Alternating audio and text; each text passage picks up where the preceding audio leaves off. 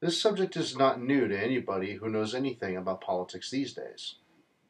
Healthcare. Healthcare, like food, like water, like clothing, like a roof over our head, like human connection, is one thing that human beings need to survive.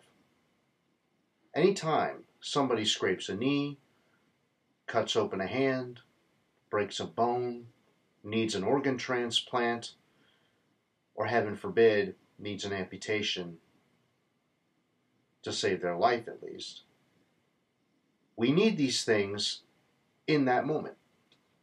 It's do or die. We have no choice. Therefore, it's only reasonable to have health care paid for through tax dollars, not private out-of-pocket expenses. Now, why is this?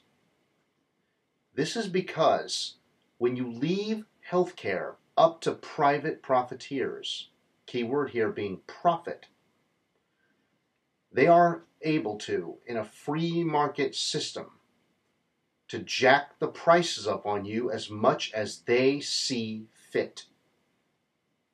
That's part of the neoliberal strategy of the dismantling of government, the dismantling of public programs, the dismantling of unions, so that businesses and the executives that run them and the investors who pour their cash into them can run amok and do whatever they want, hurting whoever they want, killing whoever they want, literally, without any repercussions.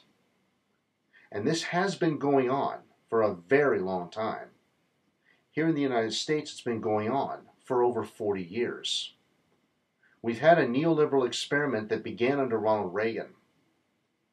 And only as of the last few years, people have begun to wake up and realize just how much they're getting hornswoggled. Now, healthcare didn't used to be like this in the United States. It used to be virtually free, much like college did, back during the golden age of economic expansion. But when the glass ceiling was removed, when private insurance was allowed more free rein to do whatever they wanted, they started capturing, bit by bit, portions of what Medicare had already covered, or circumventing rules and regulations that had already been put in place so that they wouldn't get carried away with their greed. After all, in Medicare, 93% of the revenue generated to fund it goes towards actual care. 7% goes to everything else. In private insurance, in this country, it's as high as 80%. As high as 80% that goes to actual care, which means as little as 20% goes to everything else. And this is, of course, advertising, and also, probably more importantly, campaign contributions, aka bribes, to politicians to keep private health insurance companies in the driver's seat of the healthcare industry so that they can continue to perpetuate a healthcare market. Healthcare is a need of all people and should therefore be a right of all people, not some privilege of some wealthy elitists who can afford it. Because what happens in a free market environment is that when you leave it up to someone who can set the prices, in this case, health insurance companies, private hospitals, private doctors, private pharma companies, they can set the price so high at the request of shareholders that basically only the uber rich can afford it. And if this is what satisfies the bottom line of the shareholders demanding those high prices, that's what they're obligated under law to do. Obviously, this doesn't give the patient or the users of the drugs as they're needed any say in the pricing. Now, if our tax dollars were to fund this program, nationalize Big Pharma, nationalize the insurance industry, and if we have the conversation and we agree upon it, nationalize the hospitals, the doctor professions, that's going more like the United Kingdom style system where everything is nationalized. Now, a lot of Americans don't like that idea. A lot of it's due to the lack of education on the issue. A lot of it is due to the propaganda that's been spewed over the years. A lot of it is due to concerns that are associated with single-payer systems. One of the more popular ones is wait lines. The thing to remember here is that we have wait lines in this country too. Unlike the wait lines in other countries, people die in our wait lines because they didn't get the help when they needed it most. And this is because hospitals, doctors, insurance companies that are private and profit-driven, they only see people based on their ability to pay. Take this for example. In our system, you have two people. One person has a broken ankle. Another person is shot in the chest, but is still alive. Needs help to desperately make it though. Otherwise, they will likely die. If the person who has the broken ankle has more money to pay than the person with the gunshot wound, in our system, the person with the broken ankle would get the actual care first, which means the person with the more life-threatening wound would have to wait because they don't have the money to pay. Who needs the care most in this scenario? It should be obvious. Which goes to my next point. In a universal healthcare system, a universal insurance system, the person with the gunshot wound, regardless of their ability to pay, would have gotten the care first. When you base on need, that's how you assess it. Likewise, if you have similar injuries. Somebody's riding a bike, they fall and crack their head. Somebody is working in a warehouse, they fall off a ladder and they break their neck. How do you assess that? It is tricky, right? Typically, the head injury is more threatening, and it will depend on the head injury. Now, let's say it's a depressed skull fracture. That's a very life-threatening injury, and that would need the more immediate attention. Now, somebody with a broken neck could still survive, but they might either be paralyzed or on the verge of paralysis.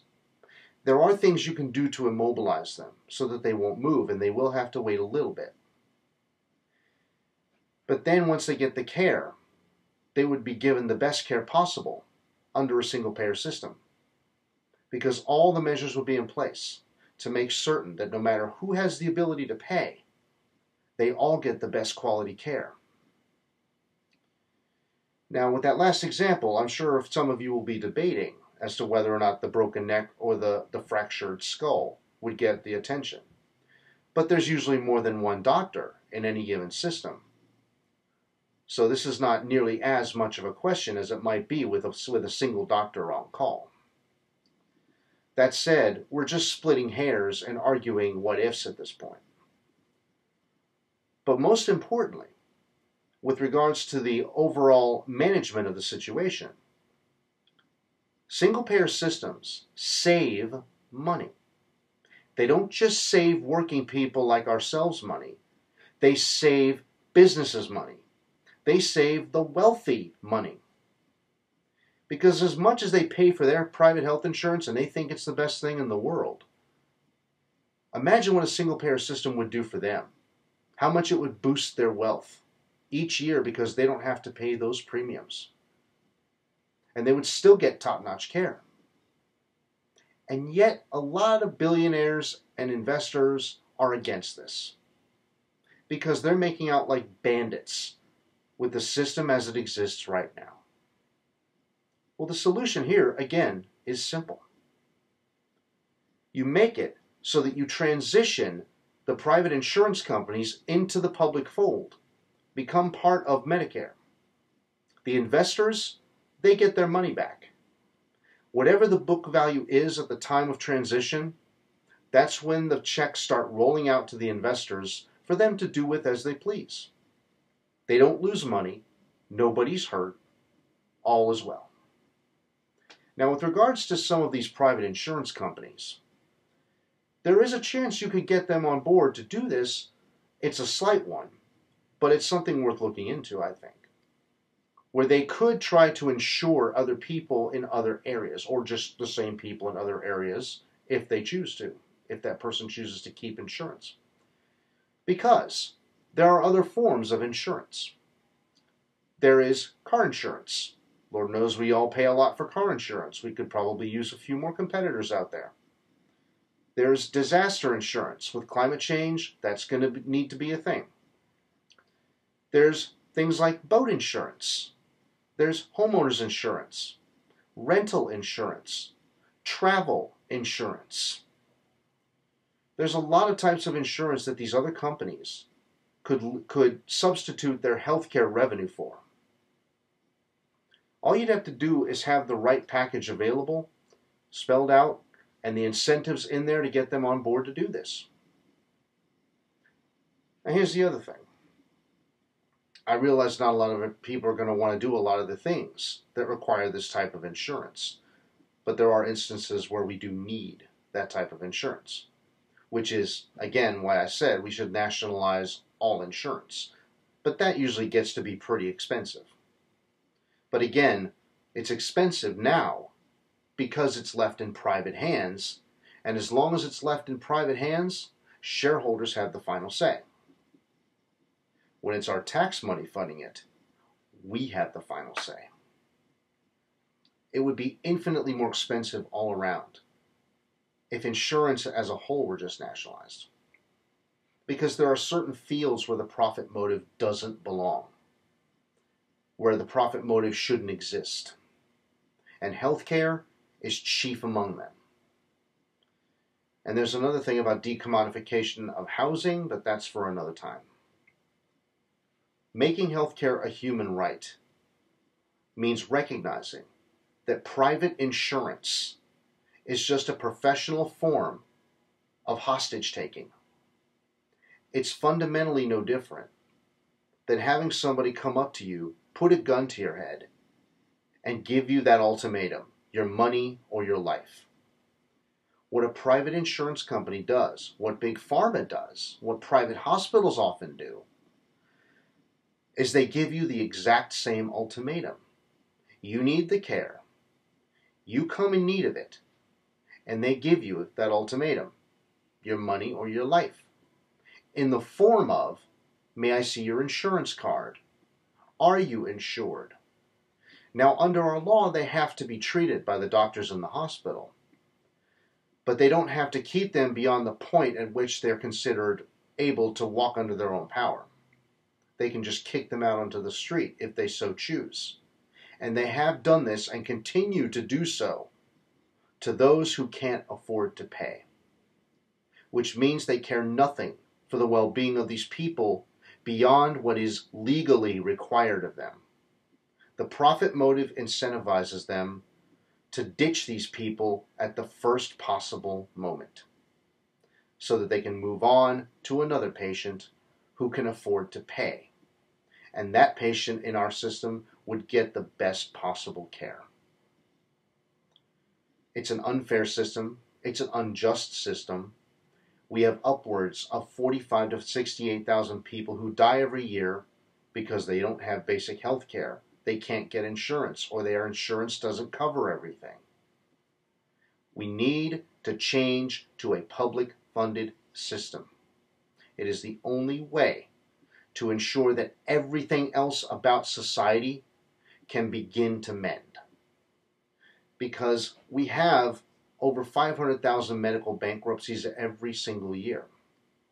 And with COVID outbreaks and the hospital stays that have had to happen, that number is going to skyrocket unless we change to a single-payer insurance system.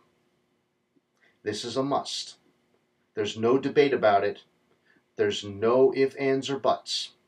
It saves money. It's the ethical thing to do on all fronts. And to put it simply, private healthcare